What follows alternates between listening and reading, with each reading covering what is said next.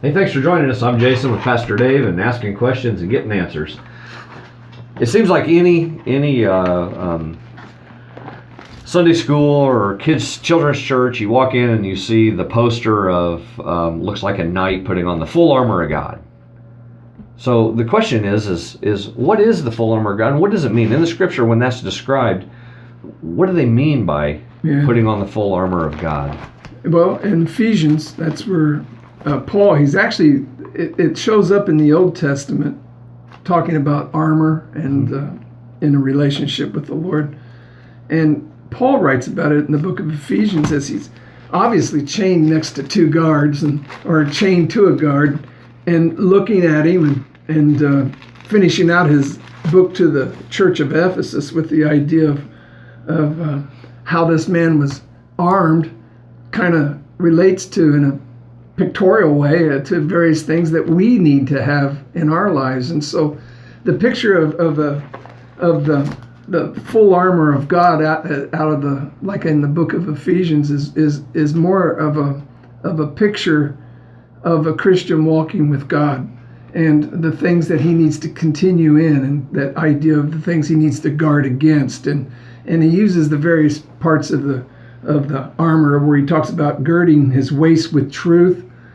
That idea, there's this belt that went around that held a lot of the equipment, in place of, like, their various things that they'd have a shield, they'd have various armament on the front of their chest, and this belt was important. And he says this belt would be like, and he's just pulling it, with the idea that this is a picture of truth. We need truth, and you think about a belt. And what Paul was referring to, and what we need in our lives, is the idea of girding myself with a belt. That's what covers, that belt covers my private parts of life, and those private parts of my personal life. And so I need to guard that. I need to be honest in those areas of my personal private parts. Like what am I watching when nobody's watching me? What is it I read when nobody knows what I'm reading?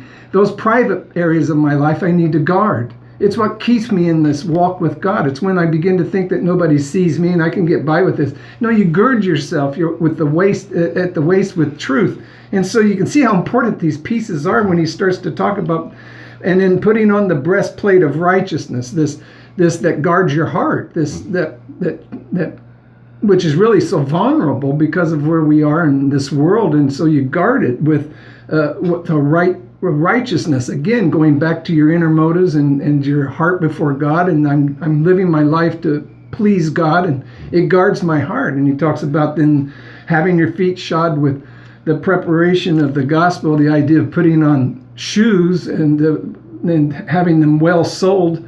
They would put these pointy sticks in the ground and bury them as part of the warfare of those days, and you'd come running across it, and if you didn't have a thick-soled shoe, that you had a tremendous immediate disadvantage because you can't run. All of a sudden your feet are bleeding, and so the idea of protecting your feet, that keeps you standing, keeps you on balance, and that idea of the Christian life with balance, and that balance before God in my things that I am allowing myself to be a part of. And he talks about the shield of faith and how it quenches all the fiery darts of the devil, which is absolutely the warfare. You come into the warfare, and these shields, they were huge. They were like 2 foot by 4 foot shields that they locked in, and they even locked them together in the Roman Empire. And as Paul was sitting there in that cell and looking at this equipment on the guard, no doubt thinking about that shield that he would have, or access to anyway, that there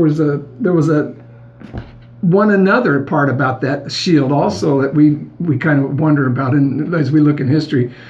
And they would even make it like a box sometimes. They'd even shield over the top and shield in the front, and then they just advance almost like an armored vehicle. But the idea of a shield quenching fiery darts, and the idea of the fiery darts are those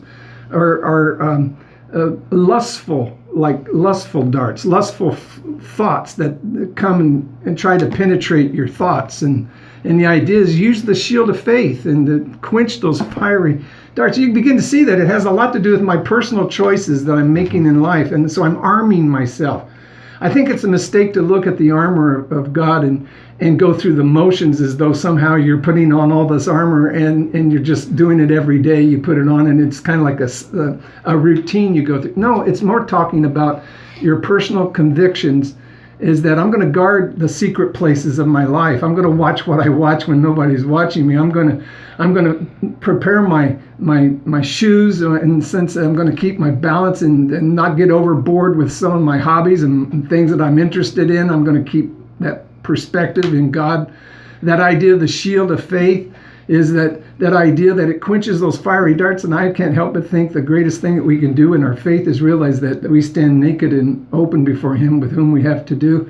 He sees everything I do, and by faith I shield in those darts by the idea that God sees me, and by faith I know He sees me, and it begins to fling off those fiery, lustful darts that come, and it helps me to stand when I realize, wait a minute, God sees what I'm thinking about right now. God sees what I'm watching right now. So the armor has to do with more of a personal conviction of areas in my life, and more of a personal walk with God, that I am disciplining myself in these areas that I not fall. And so I arm up in that sense that I've made my decision. I'm asking God to help me to not drift in this world as I walk as a child of His. So the idea of putting on the armor is to protect those private areas of your life, and I know I for one struggle in some of those areas, as I'm sure you do too. But God gives us the tools and the things that we need to protect those areas. So, as the Word says, put on that full armor of God on a daily basis, not in the physical sense, but in the spiritual sense, and see how much better your walk becomes when you're able to keep those fiery darts from penetrating. Hey, thanks for joining us.